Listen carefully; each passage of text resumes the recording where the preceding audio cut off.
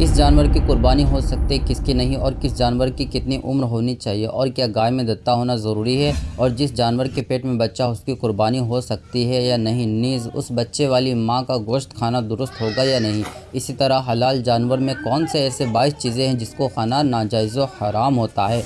तो इन सारी बातों को हम तफसील से समझेंगे, बिल्कुल आसान अंदाज में सवाल जवाब के आईने में। और आखिर में हम ज़बह करने के मसाले भी सीखेंगे, समझेंगे कि किस तरह बिस्मिल्लाह पढ़ने के बाद भी जानवर हराम हो जाता है और किस तरह हिस्से तकसीम करना गुनाह होता है, अगरचे सबको बराबर बराबर हिस्सा मिले। तो चलिए हम शुरू करते हैं। वीडियो शुरू करने से पहले मैं बताना चाहूँगा कि इससे पहले मैंने एक वीडियो और अपलोड किया है जिसमें मैंने बताया था कि कुर्बानी किस पर वाजिब और किस पर नहीं, और क्या घर के सरपरस्त कुर्बानी दे दे तो सबकी तरफ से अदा हो जाती है। इस तरह कुर्बानी करने के क्या क्या फ़ायदे और ना करने के क्या क्या नुकसान है, और कुर्बानी किया क्यों जाता है, और जिसके अंदर कुर्बानी करने की ताकत ना हो तो ऐसा क्या करे जिससे कुर्बानी करने का सवाब मिले। तो अगर आपने वो वीडियो नहीं देखे तो पहले उस वीडियो को देख लीजिए ताकि ये सब मसाइल जो है आगे की वो आसानी से समझ में आ जाए। यहाँ हम जानवर के ताल्लुक़ से बात करेंगे।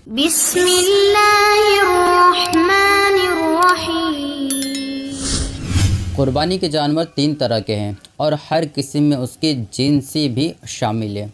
यानी 3 तरह के ये है, नंबर 1 ऊँट, नंबर 2 गाय और नंबर 3 बकरी। ऊँट में ऊँट और ऊँटनी दोनों शामिल है। इन दोनों की उम्र कम से कम इस्लामिक साल के एतबार से 5 साल होनी चाहिए, और अगर ज़्यादा हो तो और अच्छा है, बेहतर है, लेकिन 5 साल से एक दिन भी कम ना हो। अगर कम हो तो उसकी कुर्बानी जायज़ नहीं, यानी कुर्बानी नहीं हो सकती उसकी।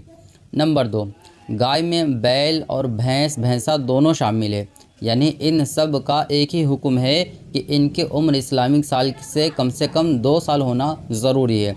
अगर इससे ज़्यादा हो तो और बेहतर है, और अगर इससे एक दिन भी कम हो तो उसकी कुर्बानी नहीं हो सकती है। नोट: ऊँट और गाय, भैंसा वगैरह ये सब बड़े जानवर कहलाते हैं, यानी इसमें 7 हिस्से होते हैं।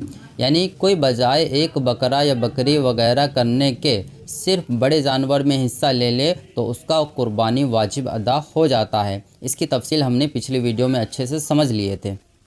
नंबर 3 बकरी, इसमें खस्सी यानी दुम्बा, बकरा और दुम्बी, भेड़, भेड़िया सब शामिल है।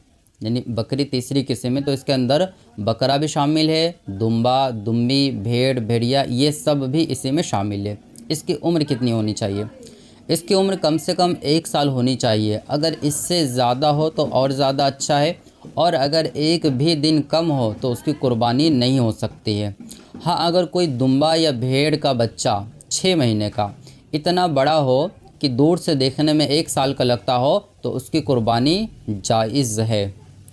नाज़रीन याद रखिए, मुतलकन यानी बग़ैर किसी कंडीशन या क़ैद के 6 महीने के दुम्बे की कुर्बानी जायज़ नहीं। इसका इतना फरबा यानी तगड़ा और कद आवर होना ज़रूरी है कि दूर से देखने में साल भर का लगे। अगर 6 माह का बल्कि साल में एक दिन भी कम उम्र का दुम्बा या भेड़ का बच्चा दूर से देखने में साल भर का नहीं लगता हो तो उसकी कुर्बानी नहीं होगी। ये भी ख़ास याद रखें कि ये 6 महीने में साल भर का दिखने पर जिसकी कुर्बानी हो सकती है वो सिर्फ भेड़ और दुम्बा का ही है। इसको बकरे या बकरी पे कयास ना करे, यानी गुमान ना करे। यानी अगर 6 महीने का बकरी का बच्चा तगड़ा और बड़ा हो जिससे दिखने में 1 साल का लगता हो तो उसकी कुर्बानी हरगिज़ जायज़ नहीं, यानी उसकी कुर्बानी नहीं हो सकती है, क्योंकि बकरा या बकरी 1 साल का ही होना ज़रूरी है, चाहे दिखने में कैसा ही क्यों ना हो। उससे एक दिन भी कम हो तो उसकी कुर्बानी नहीं हो सकती है। नाज़रीन, गाय के ताल्लुक़ से अवाम में मशहूर है कि उसका दत्ता होना ज़रूरी है। अगर दत्ता नहीं है तो उसकी कुर्बानी नहीं हो सकती है, जबकि शरई मसला यह है कि चाहे दत्ता हो या ना हो, दोनों सूरतों में अगर उसकी उम्र 2 साल मुकम्मल हो गई है तो उसकी कुर्बानी हो जाएगी, और अगर 2 साल में एक दिन भी कम हो तो उसकी कुर्बानी नहीं हो सकती, जबकि ऐब से भी खाली हो। इसी तरह एक सवाल और पूछे जाते हैं कि क्या अगर गाय के पेट में बच्चा हो तो उसकी कुर्बानी हो जाएगी या नहीं, और उस गाय का गोश्त खाना कैसा है? तो इसका जवाब ये है कि अगर गाय के पेट में बच्चा हो तो बिलाशुबा यानी बग़ैर किसी शक शुबा के उसकी कुर्बानी हो जाएगी, चाहे उसके पेट में ज़िंदा बच्चा हो या मुर्दा हो। कोई हरज नहीं, कोई दिक्कत नहीं, और उसका गोश्त भी खाना जायज़ है, कोई मना नहीं। रह गया उस बच्चे का जो उसके पेट में था تو اگر وہ مردہ ہے تو اس کو نہیں کھایا جائے گا کیونکہ وہ مردار ہے، اور اگر وہ زندہ ہے تو اس کو بھی ذبح کر لے، اور اس بچے کی بھی گوشت کھانے میں کوئی حرج نہیں، یعنی اس بچے کا گوشت بھی کھانا جائز ہے۔ اور اگر قربانی سے پہلے ہی بچہ پیدا ہو گیا تو اس کا بھی وہی حکم ہے، یعنی ذبح کر دے اور اس بچے کا گوشت بھی کھایا جا سکتا ہے۔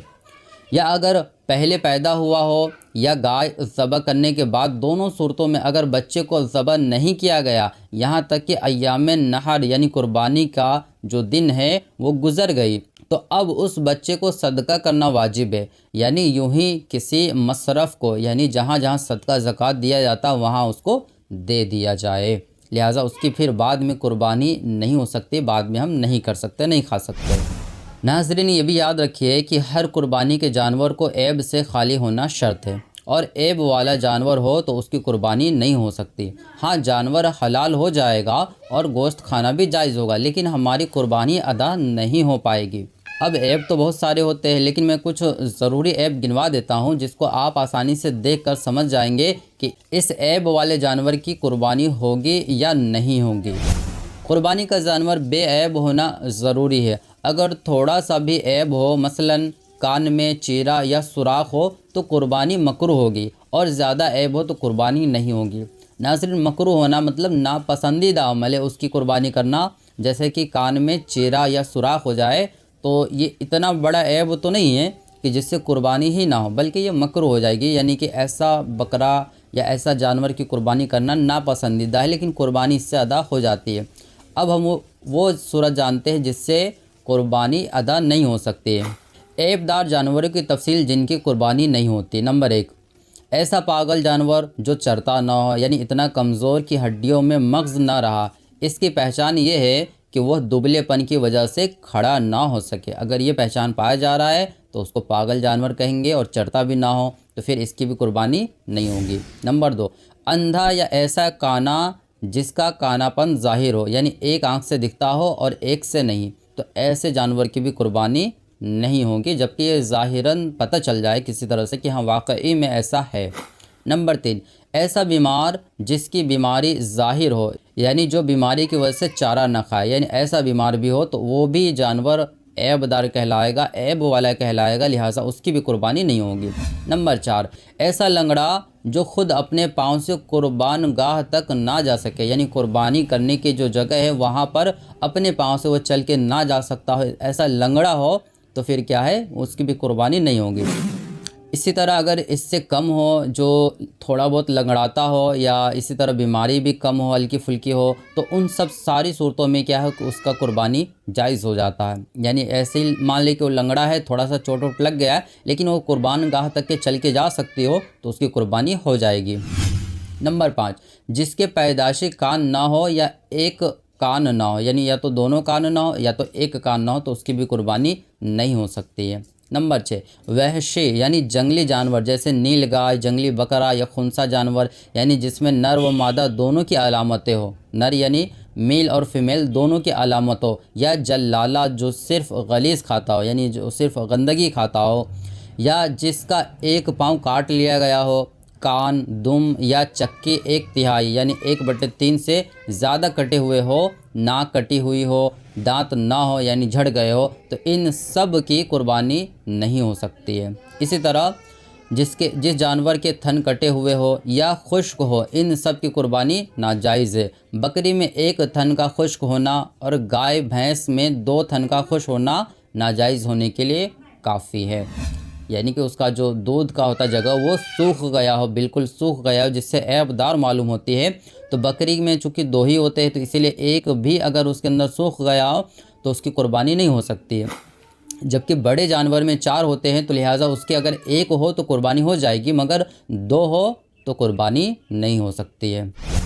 جس کے پیدائشی سینگ نہ ہو اس کی قربانی جائز ہے، یعنی اگر وہ پیدا ہی ہوا تھا جس کا سینگ نہیں تھا تو اس کی قربانی جائز ہے، اور اگر سینگ تھے مگر ٹوٹ گئے، اگر جڑ سمیت ٹوٹے ہیں تو قربانی نہیں ہوگی، اور اگر صرف اوپر سے ٹوٹے ہیں، جڑ اس کی سلامت ہے تو قربانی ہو جائے گی۔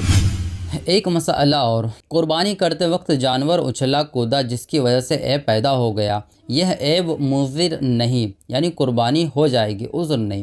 اور اگر اچھلنے پھدکنے سے عیب پیدا ہو گیا اور وہ چھوٹ کر بھاگ گیا، یعنی وہ جانور بھاگ گیا اور فوراً اس کو پکڑ کے لایا گیا اور ذبح کر دیا گیا، جب بھی قربانی ہو جائے گی۔ یعنی ایسا نہیں کہ جس وقت ذبح کیا جائے تو اس وقت اگر وہ جانور اچھلنے پھدکنے کی وجہ سے عیب پیدا ہو گیا، لنگڑا ہو گیا، کچھ بھی ہو گیا، تو ایسا ہم نہیں کہیں گے کہ اب اس کی قربانی نہیں ہوگی، بلکہ وہ تو ذبح کے وقت میں ہوا ہے۔ یعنی اگر وہ نہیں اچھلتا، نہیں پھدکتا تو ایسا نہیں ہوتا، اس کے اندر عیب پیدا نہیں ہوتا، لہٰذا اگر اس کو پکڑ کے اسی وقت ذبح کر دی گئی تو اس کی قربانی ہو جائے گی۔ آئیے اب ہم ذبح کرنے کے ضروری مسائل سمجھتے ہیں کہ کس طرح جانور ذبح کرنی چاہیے وغیرہ، اور قربانی کا طریقہ کیا ہے۔ قربانی کا طریقہ، چاہے قربانی ہو یا ویسے ہی ذبح کرنا، سنت طریقہ چلی آ رہی ہے وہ یہ ہے کہ ذبح کرنے والا اور جانور دونوں قبلہ رو ہو، یعنی دونوں کا چہرہ کعبہ شریف کی طرف ہو۔ ہمارے علاقے یعنی انڈیا اور پاکستان میں قبلہ مغرب ویسٹ پشچم سائیڈ میں ہے، اسی لیے سارے ذبیحہ یعنی جانور کا سر جنوب یعنی ساؤتھ دکشن سائیڈ کی طرف ہونا چاہیے، تاکہ جانور بائیں یعنی الٹے پہلو پر لیٹا ہو، اور اس کا پیر شمال یعنی نارتھ اتر سائیڈ ہو، اور اس کی پیٹھ مشرق یعنی ایسٹ یعنی پورب سائیڈ کی طرف ہو، تاکہ اس کا منہ قبلے کی طرف ہو جائے۔ یعنی کس طرح سے جانور لٹانا ہے اس کے بارے میں آپ نے اس کو پھر سے واپس پیچھے کر کے سن سکتے ہیں۔ یعنی جانور کو اس طرح لٹائے کہ اس کا چہرہ کعبہ شریف کی طرف ہو اور پیٹھ اس کا پورب کی سائیڈ میں ہو، لیکن پیر کس سائیڈ میں ہو، اس کو الٹا لٹائیں گے تو ظاہر سی بات ہے وہ داہنے سائیڈ کی طرف ہوگا۔ اگر ہم پچھم کی طرف کھڑے ہیں تو اس کے ہمارے داہنے سائیڈ کی طرف اس کا پیر ہونا چاہیے اور بائیں سائیڈ کی طرف اس کا سر ہونا چاہیے، ٹھیک ہے۔ اور ذبح کرنے والا اپنا دایاں یعنی سیدھا پاؤں جانور کی گردن کے دائیں گردن کے قریب پہلو پر رکھے اور ذبح کرے، اور خود اپنا یا جانور کا منہ قبلہ کی طرف کرنا ترک کیا تو مکروہ ہے۔ یعنی اگر آپ نے ذبح کرنے کے وقت اگر قبلہ کی طرف تھے لیکن اپنا چہرہ یا جانور کا چہرہ اگر قبلہ سے ہٹا دیے تو یہ عمل ناپسندیدہ یعنی مکروہ ہے، مگر جانور جو ہے وہ حلال ہو جائے گا۔ یہ تھا ذبح کرنے کا طریقہ۔ اور کیا کیا دعا پڑھنی چاہیے تو یہ آپ کو اسکرین پہ دکھ رہا ہے، اس کو پڑھ لیجئے۔ یہ پہلی دعا پہلے پڑھی جائے گی، پھر بعد والی دعا بعد میں پڑھی جائے گی، اور ذبح کرتے وقت یہ دعا پڑھے، اللہم لک منک بسم اللہ اللہ اکبر۔ اب ذبح کے کچھ مسائل سمجھے۔ ذبح سے جانور حلال ہونے کے لیے چند شرطیں ہیں۔ نمبر 1، ذبح کرنے والا عاقل ہو، یعنی مجنون، پاگل یا چھوٹا بچہ جو بے عقل ہو ان کا ذبیحہ جائز نہیں۔ نمبر 2، ذبح کرنے والا مسلمان ہو، مشرک یا مرتد، یعنی جو مسلمان ہونے کے بعد کافر ہو گیا ہو، جیسے ہر بدعقیدہ شیعہ، وہابی، اہل حدیث، اہل قرآن وغیرہ، ان سب کا ذبیحہ حرام اور مردار ہے۔ نمبر 3، ذبح کرتے وقت اللہ تعالیٰ کے ناموں میں سے کوئی نام ذکر کیا جائے، چاہے تو اکیلا نام یا اس کے صفت کے ساتھ ہو، جیسے اللہ اکبر، اللہ اعظم، یا اللہ اجل، اللہ الرحمن، اللہ الرحیم، یا صرف اللہ یا صرف رحمان یا صرف رحیم کہے۔ اسی طرح سبحان اللہ یا الحمدللہ یا لا الہ الا اللہ پڑھنے سے بھی حلال ہو جائے گا۔ اللہ تعالیٰ کا نام اگر عربی زبان کے علاوہ دوسری زبان میں بھی لیا جائے تو اس سے بھی جانور حلال ہو جاتا ہے۔ یعنی آپ کو صرف بسم اللہ اللہ اکبر پڑھ کے ہی اگر ذبح کرے تو اسی سے نہیں، بلکہ اس کے علاوہ صرف اللہ کہہ کے بھی ذبح کرے، یا سبحان اللہ یا الحمدللہ وغیرہ پڑھ کے بھی کسی نے ذبح کر دیا، اور یا تو لا الہ الا اللہ پڑھ کے بھی ذبح کر دیا، تو اس سے بھی جانور جو ہے وہ حلال ہو جائے گا۔ نمبر 4، خود ذبح کرنے والا اللہ تعالیٰ کا نام اپنی زبان سے کہے۔ اگر وہ خاموش رہا اور دوسروں نے پڑھا اور اسے یاد بھی تھا، بھولا نہیں تھا، تو جانور حرام ہے۔ یعنی وہ جان بوجھ کے خاموش رہا تھا اور دوسرے نے کہہ دیا کہ ہاں بسم اللہ اللہ اکبر، اور ذبح جو کر رہا اس نے اپنی زبان سے نہیں پڑھا اور اس کو یاد بھی تھا، یعنی ایسا نہیں کہ بھول گیا تھا، وہ یاد بھی تھا، اس کے باوجود بھی نہیں پڑھا اور جانور حلال کر دیا، یعنی چھری سے اس نے گردن پر جو ہے وہ چلا دی اور اللہ اکبر وغیرہ نہیں پڑھا، تو اس طرح جانور حرام ہو جائے گا۔ اسی طرح اگر دو شخصوں نے مل کر ذبح کیا تو دونوں پر بسم اللہ پڑھنا ضروری ہے۔ اگر ایک نے بھی جان بوجھ کر چھوڑ دیا تو جانور حلال نہ ہوگا، یا یہ سوچ کر چھوڑ دیا کہ اس نے تو پڑھ لیا تو میں کیوں پڑھوں، تو اس صورت میں بھی جانور حلال نہ ہوگا، اور حلال نہ ہوگا تو اس کا کھانا بھی حرام ہے۔ یہ اکثر جگہ پہ ہوتا ہے کہ اپنی قربانی خود کے ہاتھ سے کرنا چاہیے، یہ مستحب ہوتا ہے۔ اسی مستحب پر عمل کرنے کے لیے کیا جاتا ہے کہ مولانا صاحب کے ساتھ گھر والے بھی اپنا ہاتھ چھری پر رکھ دیتے ہیں کہ ذبح کرنے میں میرا بھی نام آ جائے، تو ان دونوں پر بسم اللہ پڑھنا ضروری ہے۔ اگر گھر والوں نے صرف یہ سوچ کر کہ بسم اللہ نہیں پڑھا کہ مولانا صاحب نے تو پڑھ لیا ہے، مجھے پڑھنے کی کیا ضرورت ہے، تو خیال رکھے وہ جانور حلال نہیں ہوگا، اگرچہ مولانا صاحب نے بسم اللہ پڑھ لیے ہوں لیکن آپ نہیں پڑھے، اس لیے جانور حلال نہیں ہوگا۔ اس لیے جب بھی اپنی قربانی ذبح کرے تو اس کا خاص خیال رکھے تاکہ ایسی غلطی سے بھی نہ ہونے پائے۔ نمبر 5، اللہ تعالیٰ کا نام لینے سے ذبح پر نام لینا مقصود ہو۔ مثال کے طور پر اگر کسی کو چھینک آئی اور الحمدللہ کہا اور پھر ذبح کر دیا تو الحمدللہ ذبح کے لیے نہیں تھا بلکہ چھینک آنے پر کہا تو جانور حلال نہیں ہوگا۔ یعنی اگر کوئی ذبح کرنے کے لیے بیٹھا ہے تھا، اسی وقت میں اس کو چھینک آ گیا، اب جیسے چھینک آئے تو اس پہ الحمدللہ کہا، اور ہم نے ابھی مسئلے کے بارے میں کیا جاننا کہ الحمدللہ کہنے سے بھی اگر کوئی ذبح کر دے تو جانور حلال ہو جاتا ہے، لیکن اس نے الحمدللہ جو کہا تھا وہ چھینک آنے کی وجہ سے کہا تھا، نہ کہ جانور حلال کرنے کی وجہ سے، اور اسی کو پڑھنے کے بعد ڈائریکٹ اگر وہ حلال کر دے تو جانور حلال نہیں ہوگا۔ نمبر 6، ذبح کرتے وقت غیر خدا کا نام نہ لے، یعنی اللہ تعالیٰ کا ہی نام لیا جائے، کسی دوسرے وغیرہ کا نام نہ لیا جائے۔ نمبر 7، جس جانور کو ذبح کیا جائے وہ وقت ذبح زندہ ہو، یعنی اس کی حیات کا تھوڑا ہی حصہ باقی رہ گیا ہو، یعنی اگرچہ وہ آخری سٹیج پر ہو کہ وہ مرنے کے قریب ہو، پھر بھی اتنی حیات ہونا ضروری ہے جس سے تھوڑا بھی وہ حرکت کر سکے، یعنی ہل ڈول کر سکے۔ یہ 7 شرطیں ہیں ذبح کرنے میں پائے جانا ضروری ہے، اگر ان میں سے کچھ بھی نہ ہو، ایک بھی نہ ہو تو جانور حلال نہیں ہوگا۔ ناظرین، یہ تو تھا جانور حلال ہونے کی شرطیں، لیکن قربانی ادا ہونے کی بھی کچھ شرطیں ہیں جن میں سے بعض یہ ہیں۔ نمبر 1، قربانی اللہ عز و جل کے رضا کے لیے ہی ہو، صرف گوشت کھانے وغیرہ کے لیے نہ ہو، ورنہ قربانی ادا نہیں ہوگی۔ اسی طرح اگر بڑے جانور میں 7 لوگوں نے حصہ لیے تو ان میں سب کے سب عقیدے کا سنی ہونا ضروری ہے، یعنی کسی بھی غیر کا حصہ نہیں ہونا چاہیے، جیسے وہابی، دیوبندی، شیعہ، اہل حدیث وغیرہ میں سے جس کا عقیدہ حد شرع تک پہنچ گیا ہو وہ نہ ہو۔ اگر 6 سنی ہیں اور ایک بھی بد عقیدہ ہو یا مرتد ہو تو کسی کی بھی قربانی ادا نہ ہوگی۔ اسی طرح اگر 6 لوگوں کی قربانی کی نیت ہو اور ایک کی صرف گوشت حاصل کرنے کی نیت ہو، یعنی اس کو قربانی سے مطلب نہیں ہے، بس گوشت کھانے کو مل جائے گا اس لیے حصہ لیا ہوا ہے، تو اس صورت میں بھی کسی کی بھی قربانی نہیں ہوگی۔ اسی لیے اپنے شرکا یعنی شریک ہونے والے کو اچھے سے تحقیق کر کے ہی شامل ہو یا کرے، ورنہ قربانی ادا نہیں ہوگی۔ ہاں، اگر 6 کی نیت تو قربانی کی ہی ہو لیکن ایک کی نیت قربانی نہیں بلکہ عقیقہ کرنے کا ہو تو اس میں بھی حرج نہیں، یعنی باقیوں کی قربانی ادا ہو جائے گا۔ ناظرین، ایک اہم بات سماعت کریں، جانور حلال نہیں ہوگا، قربانی ادا نہیں ہوگی، ان دونوں میں اہم فرق ہے۔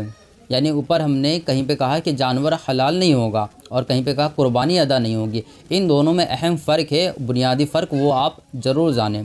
جانور حلال نہیں ہوگا مطلب کسی کے لیے بھی اس کا گوشت کھانا جائز نہیں، یعنی وہ حرام ہو گیا، اور قربانی ادا نہیں ہوگا یعنی وہ گوشت سب کے لیے کھانا جائز ہے، بس جو قربانی اس کے ذمہ واجب تھا وہ اس جانور کے ذریعے ادا نہیں ہوا، لہٰذا اس کو قربانی کا وقت رہتے دوبارہ قربانی کرنا ہوگا، اور اگر وقت نکل گیا تو اب قربانی نہیں کر سکتا بلکہ ایک جانور کی قیمت یا جانور ہی صدقہ کرنا ہوگا۔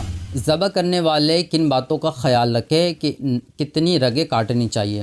بڑے جانور کے اندر 4 رگیں کاٹنے ہوتے ہیں، چنانچہ صدر الشریعہ بدر الطریقہ حضرت علامہ مولانا مفتی محمد امجد علی اعظمی علیہ رحمۃ اللہ القوی فرماتے ہیں جو رگیں ذبح میں کاٹی جاتی ہیں وہ 4 ہیں۔ نمبر 1، حلقوم، حلقوم یہ وہ جس میں سانس آتی جاتی ہے۔ نمبر 2 موری، اس سے کھانا پانی اترتا ہے۔ ان دونوں کے اگل بغل میں 2 اور رگیں ہوتے ہیں جن میں خون کی روانی ہے، ان کو ودجین کہتے ہیں، یعنی ان دونوں کو ودجین کہتے ہیں۔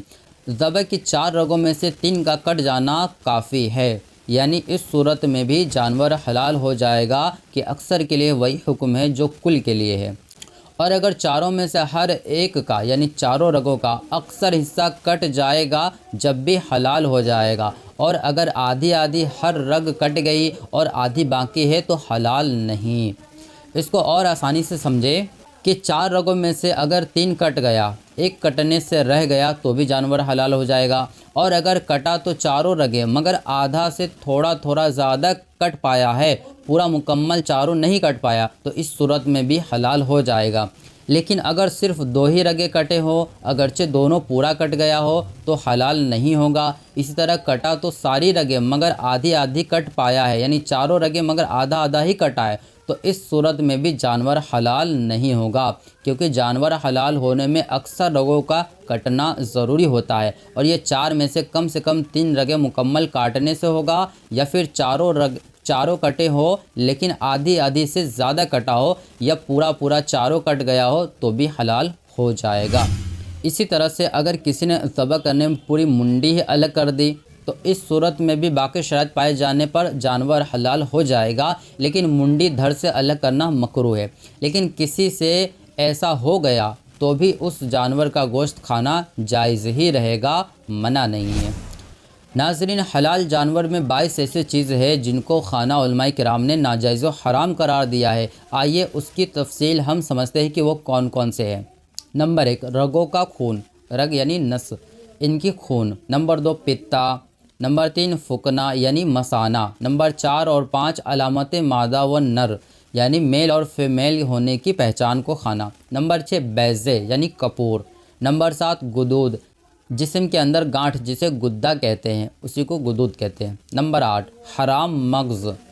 نمبر 9 گردن کے 2 پٹھے جو شانوں تک کھنچے ہوتے ہیں۔ نمبر 7 جگر یعنی کلیجی کا خون۔ نمبر 11 تلی کا خون۔